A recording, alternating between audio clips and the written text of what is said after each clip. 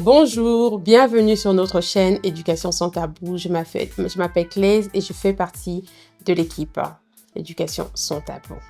Lors de la vidéo précédente, nous avons parlé de la préparation spirituelle et également de 3 clés pour réussir une rentrée. Une fois que vous avez franchi cette étape de la préparation spirituelle, nous pouvons appliquer les 3 clés, comme nous avons dit précédemment. La première clé, c'est l'organisation. La seconde clé, la communication. Et la troisième, qui n'est pas la moindre, c'est le bien-être. Donc aujourd'hui, nous voulons partager avec vous la première clé qui est l'organisation. De quoi s'agit-il? Il s'agit de l'organisation de toute la famille. Il s'agit de faire un tri des affaires des années précédentes, de l'année précédente, faire le tri des fournitures scolaires, des vêtements, parce qu'il n'est pas nécessaire chaque année de faire des nouveaux achats, d'acheter des nouvelles chaussures, des nouveaux vêtements, des nouveaux cartables. Donc tout ça, vous le faites avec l'enfant parce que l'enfant se sentira valorisé si vous l'impliquez dans l'organisation de sa rentrée.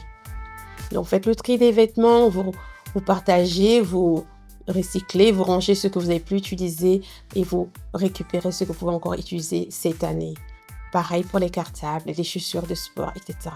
Une fois que vous avez fait le tri des vêtements, n'oubliez pas que nous sommes des sources de bénédiction et ça permet aussi en fait d'apprendre à l'enfant à partager. Donc les vêtements qui deviennent petits pour vos enfants, repérez des personnes autour de vous dont les enfants mettent ces tailles-là, vous pouvez leur donner.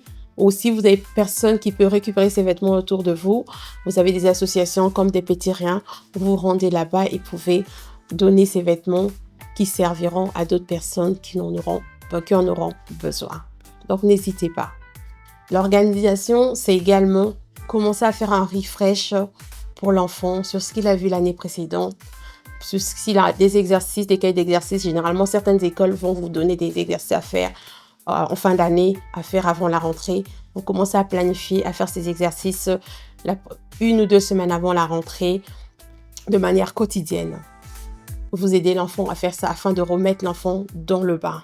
Si vous n'avez pas aux exercices, c'est pas grave. Vous pouvez vous procurer un livre à la Fnac. Vous pouvez vous procurer un livre juste histoire de remettre l'enfant dans le bain. À bientôt. Nous vous invitons à nous rejoindre. Alors pour cela, il suffit de vous abonner, de liker et de partager massivement. Partagez. Au revoir. À bientôt. À bientôt.